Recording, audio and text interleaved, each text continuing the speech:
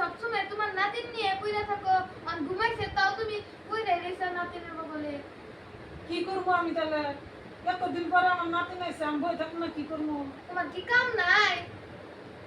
ওই কাম কেরা করে, আমি করি না? তুইও হে মানুষের নাগাল পাস যে ভিডিও করে কাম করে না? তুমি খালি ভিডিও করো, কাম করো।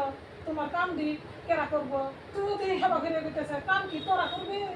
তুমি তো খালি ভিডিও করো, তুমি তো আর কাম করো না, আমি তো দেখি না। তাই নি?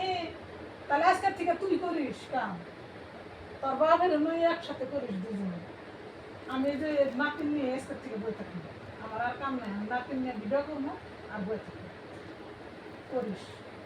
তাই নিহি আমার কাম করার লাগবা। তাই তোরই তো করার না গো।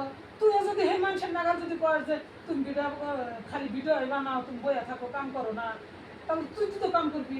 মানুষের তো আর না হারি না আমি, এই জন্য মানুষের তো আবার তোরে কইলাম তুই এখন বাড়ির কাম করিস, আমি তো করি না, আমি যে নাতিন নিয়ে বয়ে থাকি।